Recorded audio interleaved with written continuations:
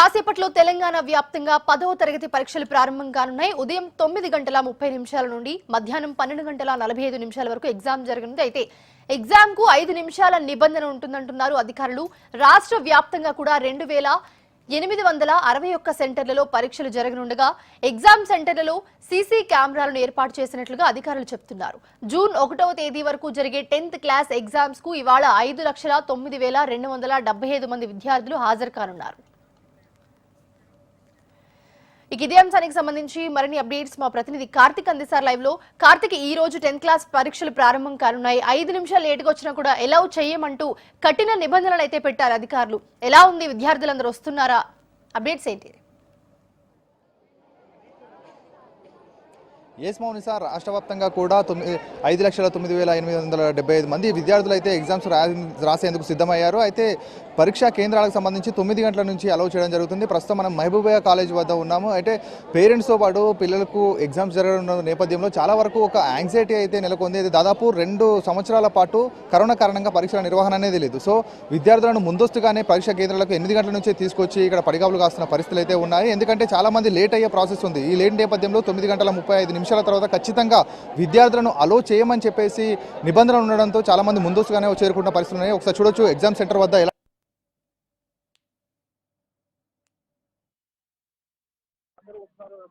ఎందుకంటే దాదాపు 2 సంవత్సరాలుగా కూడా పరీక్షలు లేక నేపథ్యంలో అంటే విద్యార్థులు ఎలా ఉంటారు, వాళ్ళ పరీక్ష రాసే విధానం ఒక భయం అయితే పేరెంట్స్ కూడా ఉంది. టైంకి చేరుకుంటారా లేదా ఆ తర్వాత అనే విషయం పైన ఒక చూడొచ్చు. విద్యార్థులు ఒక లైన్ లో ఉన్నారు, పేరెంట్స్ మరో సైడ్ ఒకసారి చూసుకుంటే వీళ్ళంతా కూడా పేరెంట్స్ విద్యార్థుల నుంచి కూడా ఉన్న పరిస్థితులు స్పష్టంగా కనిపిస్తున్నాయి. అంటే చూడొచ్చు ఒక టెన్షన్ వాతావరణం అయితే పిల్లలతో పాటు ఎగ్జామ్ రాస్తున్న పేరెంట్స్ అనే విధంగా కూడా ఇక్కడ అయితే ఒక ఉత్కంఠ నెలకొంది. అయితే ముందస్తుగానే పరీక్షా కేంద్రాలకు చేరుకోవాలని చెప్పారు. అయితే ఈసారి పరీక్షల నేపథ్యంలో చాలా పకడ్బందీ ఏర్పాట్లు చేశారు. సెంటర్లలో 144 సెక్షన్ కూడా విధించడం జరిగింది. 144 సెక్షన్ కూడా విధించడం జరిగింది. అదేవిధంగా సీసీ కెమెరాల మధ్యనే చీఫ్ సూపరింటెండెంట్ కార్యాలయంలో ప్రతి సెంటర్లో కూడా చీఫ్ సూపరింటెండెంట్ ఉన్న కార్యాలయంలో సీసీ కెమెరాను ఏర్పాటు చేశారు. పేపర్ ఓపెన్ చేసినప్పటి నుంచి డిస్ట్రిబ్యూట్ చేసే వరకు కూడా ఇదంతా కూడా రికార్డ్ అవుతూ ఉంటుంది. ఆ రికార్డ్ అయిన దాన్ని కూడా చిప్ను భద్రంగా కూడా భద్రపరిచే అవకాశాలు అయితే స్పష్టంగా కనిపిస్తున్నాయి. ఎందుకంటే ఎలాంటి అవకతవకలు జరగకుండా కూడా పరీక్షల నిర్వహణ కొనసాగాలని చెప్పడం జరుగుతుంది.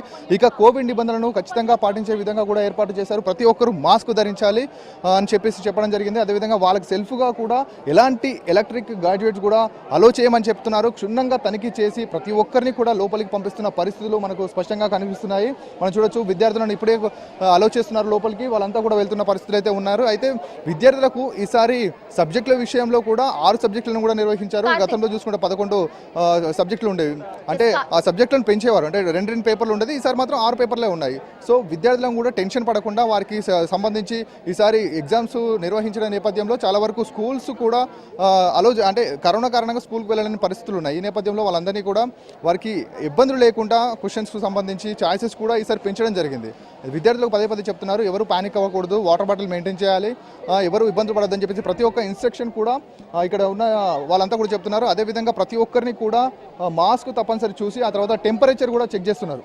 టెంపరేచర్ చెక్ చేసి టెంపరేచర్ ఎక్కువ ఉన్న విద్యార్థులను మాత్రం ఖచ్చితంగా వారికి సపరేట్గా రూమ్స్ను కూడా కేటాయించడం జరిగింది. ఆ రూమ్లలోనే వారందరినీ కూడా ఎగ్జామ్ రాసే విధంగా కూడా అవకాశాలు కల్పిస్తున్న పరిస్థితులు అయితే స్పష్టంగా కనిపిస్తాయి. అంటే కాఫ్ కానీ కోల్డ్ కానీ ఉంటే ముందే చెప్పాలని కూడా చెప్తున్న పరిస్థితులు అయితే ఉన్నాయి. కోవిడ్ నిబంధనలు ఖచ్చితంగా కఠినతరం చేశారు. ఆ నిబంధనలను కూడా పాటిస్తున్న పరిస్థితులు అయితే కనిపిస్తున్నాయి. చూడొచ్చు పోలీసులు కూడా పెద్ద ఎత్తున కూడా ఇక్కడికి చేరుకున్నారు.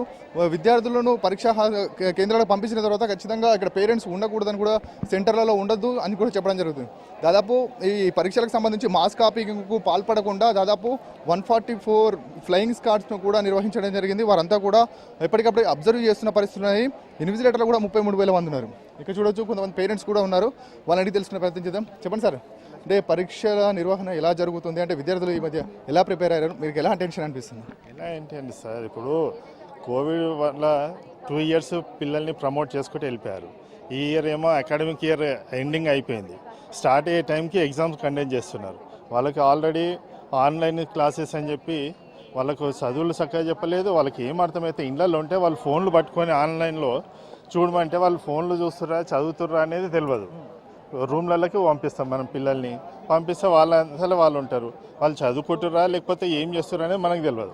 క్లాస్ రూమ్లో ఉంటేనే టీచర్లు ముంగట ఉంటారు, వాళ్ళు చదువుతుర్రా లేదని వాళ్ళ గైడ్ లైన్స్లో నడుస్తారు.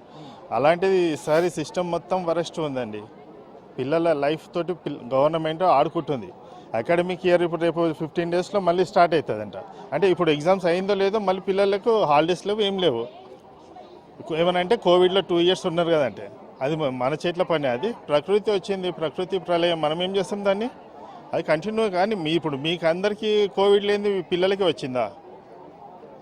అప్పుడే పెట్టేది ఉండే ఎగ్జామ్స్, ఈ సిస్టంలోనే ఆన్లైన్ సిస్టంలోనే పెట్టి నడిపించేది ఉండే. మరి పిల్లల అకాడమిక్ లైఫ్ తోటి అయితే గవర్నమెంట్ ఆడుకుంటుందండి. వాళ్ళకి వ్యవస్థ తెలిసి చేస్తారా లేకపోతే తెలియక చేస్తారా అర్థం కావట్లేదు. సార్ మీరు చెప్పండి, అంటే ప్రిపరేషన్కు టైం దొరికింది అనుకోవచ్చా ఇంత గ్యాప్లో? పర్వాలేదండి, 2 మంత్స్ లేట్ అయింది కాబట్టి పిల్లలు కూడా కొంచెం ప్రిపేర్ అయ్యారు.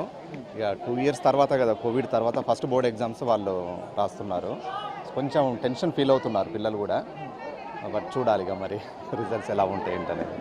మీరు చెప్పండి, అంటే అంటే మీ పిల్లలు ఎలా ప్రిపేర్ అయ్యారు? 10th క్లాస్ ఎగ్జామ్స్ కొంచెం లేట్ ప్రాసెస్ జరిగింది, సమ్మర్లో నిర్వహిస్తున్నారు, ఎలాంటివి ఉన్నాయి అసలు? అవునండి, కోవిడ్ వల్ల నిజంగానే వాళ్ళు చాలా లాస్ అయ్యారు. అయినా కానీ కూడా కొంచెం ఆలస్యంగా ప్రారంభమైనా కూడా ప్రాక్టీస్ పేపర్లు అంటూ స్కూల్లో కూడా రాయించడము, తర్వాత వాళ్ళకి రివైజ్ చేయించడము, ఇవన్నీ కూడా బాగా జరిగాయి.